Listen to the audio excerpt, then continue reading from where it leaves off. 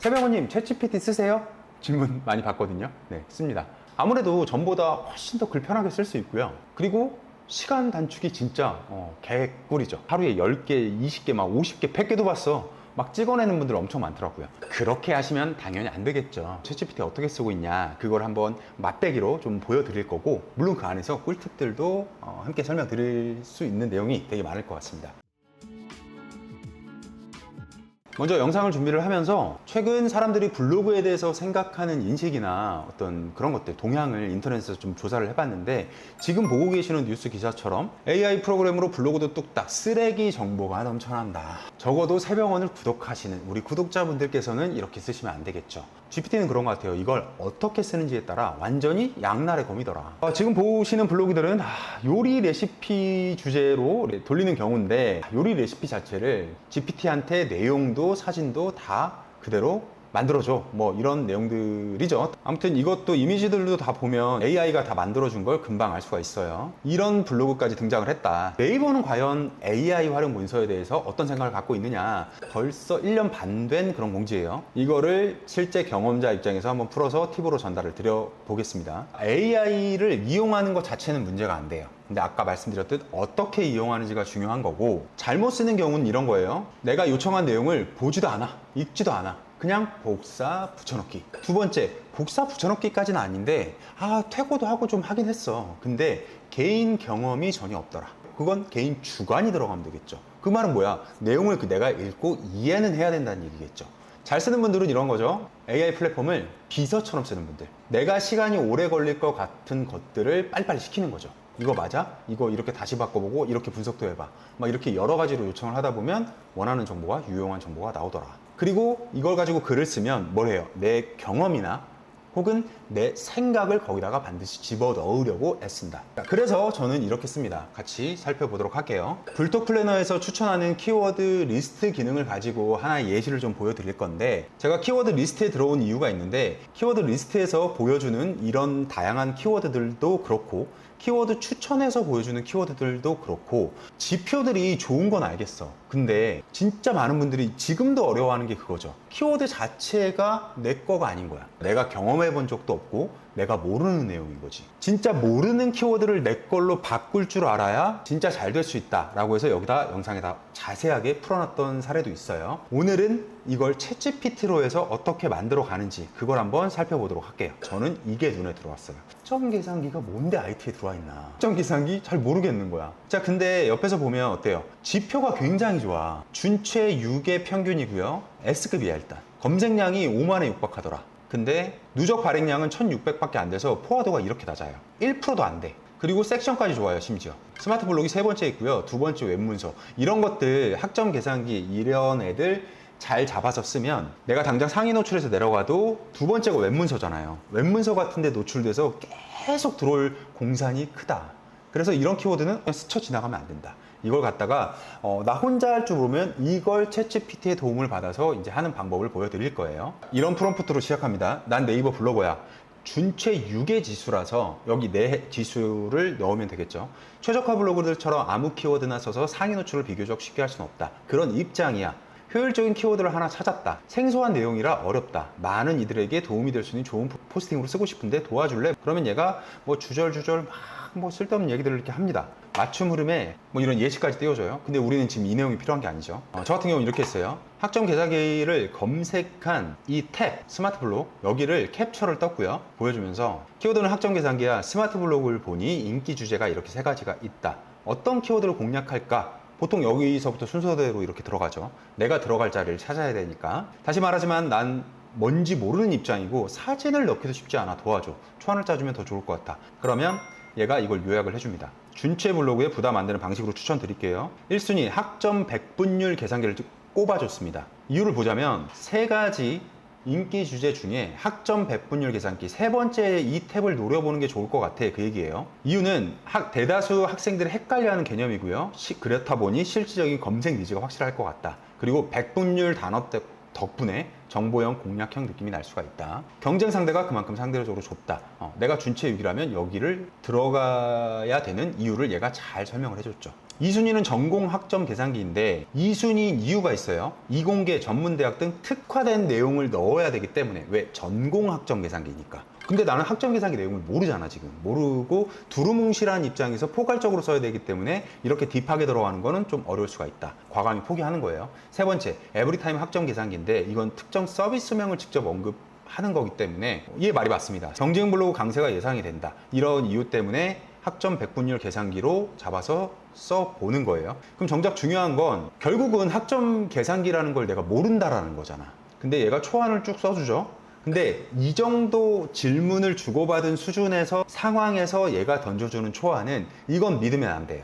이거는 어느 정도 용도로만 쓰냐면 내가 읽어보고 이해를 하세요. 아, 학점 백분율 계산기가 이러이러한 거구나. 보통 학점은 뭐 3.5, 4.0 이런 식으로 평가를 하니까 이거를 100점 만점으로 해서 계산을 해주는 그런 방식이구나. 그런 방법이구나 라는 걸 이해했죠. 그 왜 필요한지 이유도 얘가 간략히 설명을 해줬어요. 여기까지 이해를 했어요. 그리고 생각해보면 최고 평점 분의 내 평점 곱하기 100. 공식이 어렵지 않습니다. 어렵지 않고 여기까지도 이해할 수 있어요. 그래서 쭉 읽어보는 거야. 근데 여기서 읽다가 궁금한 점을 스스로 찾아야 돼요.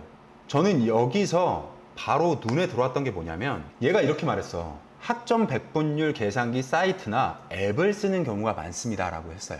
방금 전에 이 부분을 제가 긁어서 여기다가 따옴표 여기다 물어본 거예요. 뭐라고 물어봤냐? 이걸 알려줘. 학점 백분율 계산기 사이트나 앱을 알려달라는 얘기죠. 구체적으로.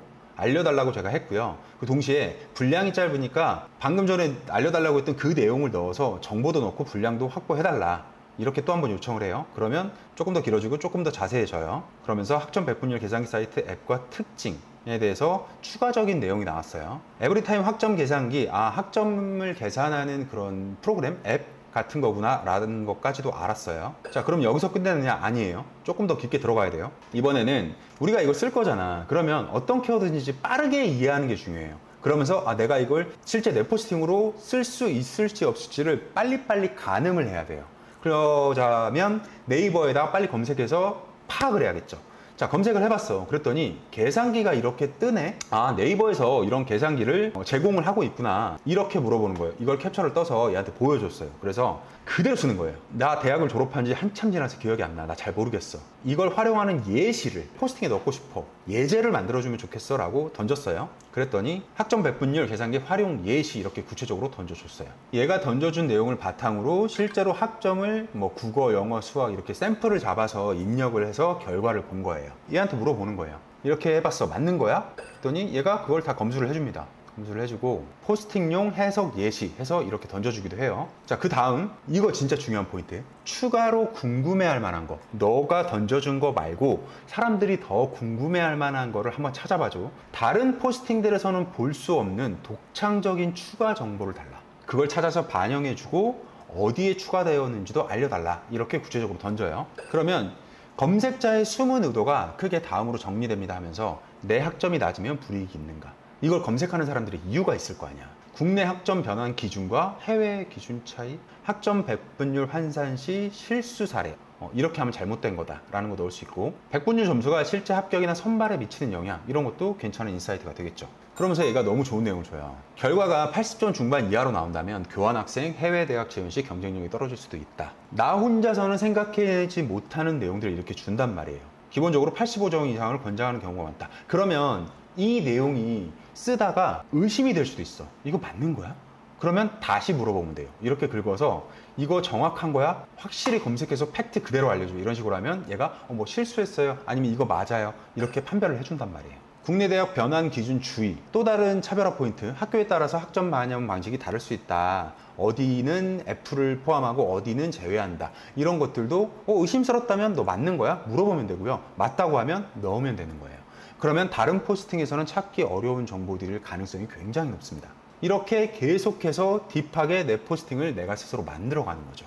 자, 이 과정을 거치면 어떻게 돼요? 이 학점 계산기라는 키워드가 내 머릿속에 싹 들어온다.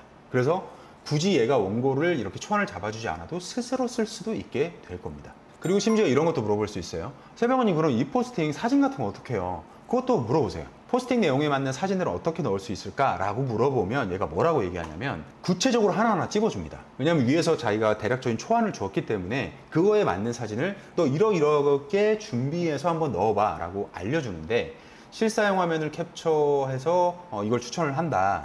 네이버의 그 백분율 계산기 있죠, 그거를 캡처한 거를 뭐 전후로 해서 넣는다든지. 그리고 제가 예전부터 이 경제나 뭐 교육 쪽 하시는 분들 컨설팅이나 뭐 이런 거 할 때 진짜 많이 설명드렸던 건데, 그분들이 그쪽 카테고리가 사진을 넣기가 힘들잖아요. 그래서 이걸 정말 많이 얘기했었어요. 학점 백분율 변화는 평점 뭐 이렇게 공식 있죠, 이 공식을 그대로 캡처해서 텍스트 이미지로 써라. 그러니까 텍스트를 이미지로 캡처하면 그거 자체가 이미지가 되는 거잖아.